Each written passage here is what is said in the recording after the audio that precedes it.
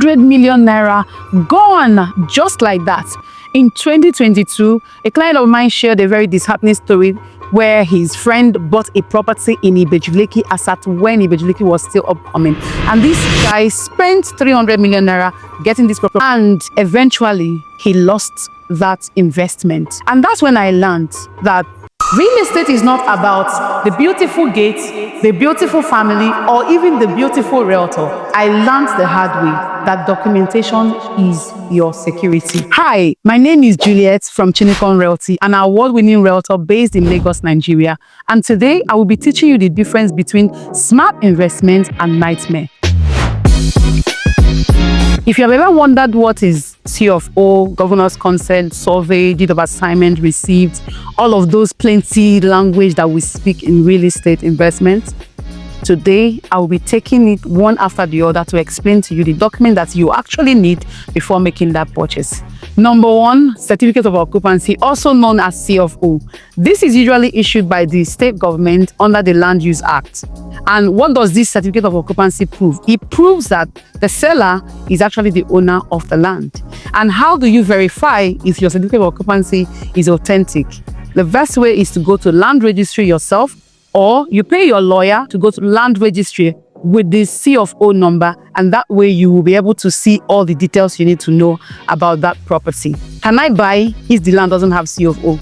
Technically, yes, but I will tell you that if it's taking too long to be processed, then that is your cue to just flee. Don't buy that property. I once had a client who wanted to buy a property, and then they told us, oh, the processing is almost 95% ready and all of those things, and there was back and forth.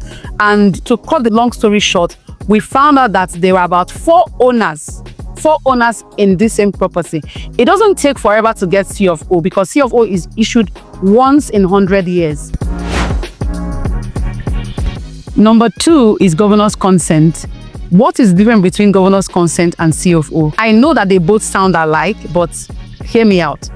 Governor's consent is a proof that you are the owner of that property, because C of O is usually issued once in 100 years. So when you're buying a property with C of O, it may not be your name that is in that place, but when you go to land and then you try to perfect your title to governor's consent, that is where your own name comes. That is what shows that this property actually belongs to you, not to the family that owns the C of O. The third document you need is your survey plan. What is a survey plan? A survey plan is like a map. It shows you the exact boundaries, the size, and the coordinates of your plots. How do you verify this survey plan? Number one, make sure that the survey plan number matches what's on the C of O. Secondly, hire the surveyor to go to the site to measure the land. Yes, you need a surveyor, you need a professional to help you do that. Number three, make sure that the beacons match the exact point exact coordinate that is on that map that you are given. What are the red flags to look out for when getting this? If the seller cannot provide you with the original documents, original survey plan, that is your cue to know that I can't go ahead with this property, because one of the key things is that the owner has to provide you with the original survey plan. So insist on seeing the original plan.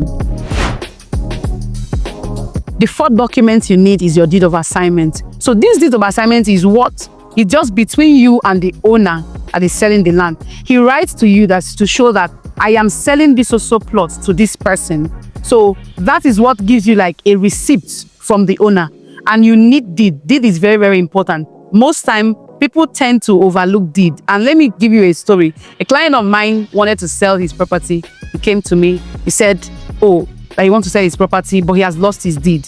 The truth is that transaction could not move forward because there was no deed to prove that he actually got this property from the person that he bought it from. And another thing is that deed is usually registered. And now this particular client made a mistake. He didn't register the deed. So that way there is not even record to show that this other person actually sold that land to him. Now he has to start going all the way again to get that deed of assignment and all of those things, and he's just back and forth and spending extra money just for him to sell off his plot of land. And this is something that could have been avoided Either when you do your deed, if you lose the copy of that deed, you can easily go to land and get back the deed.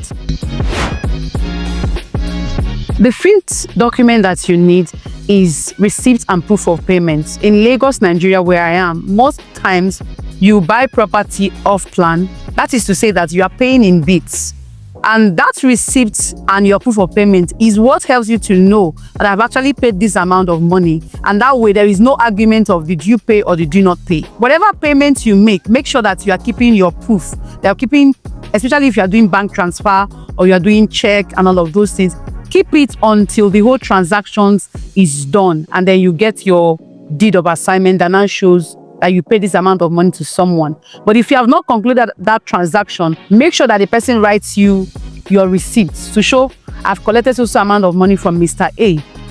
And also you also keep your own proof. If you are paying via your check or you are paying via bank transfers and all of that, I will advise you keep those receipts, keep those proofs to also show in case anything comes up and then they'll say, oh, you didn't pay so amount to us.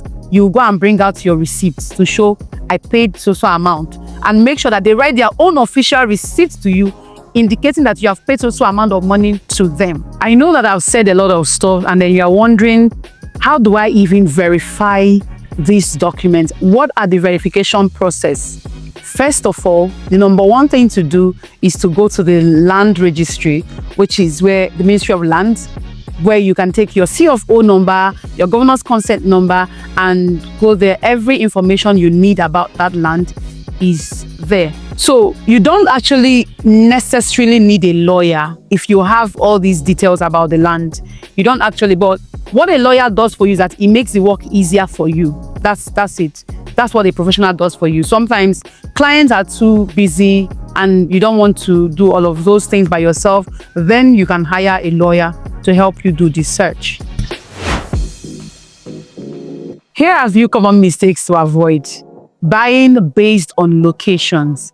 Most of the time, clients see fine estate, fine gate, facing the road, and they think everything is fine.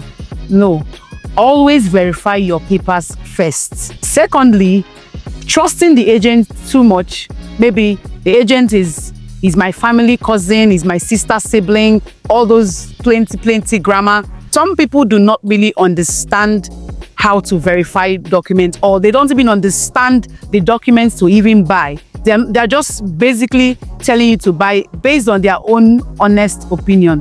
But that is why you need your independent due diligence. You need to get your lawyer, you need to get your surveyor to do your own due diligence yourself, regardless of who is selling this property to you or who is your agent. Another mistake to avoid, you know that saying, when you want to cheat a black man, put it on a paper and cover it. Always read everything, because when you look at those documents, it's too bogus for you to read. You don't want to read it. It's too stressful. We don't like reading.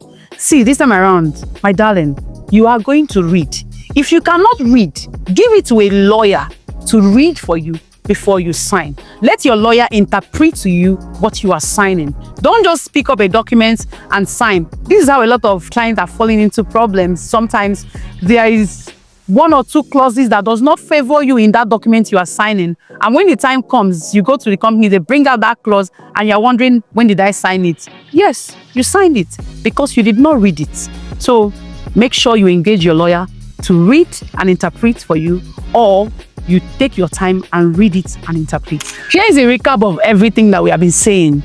That documentation is security.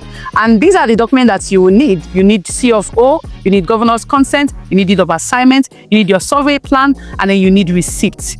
And how do you verify this? You need to go to the Land Registry to verify, hire a professional, or do it yourself. And if you decide not to do all of this that I've mentioned to you, I know that God can do all things, but even God will tell you that Juliet told you so.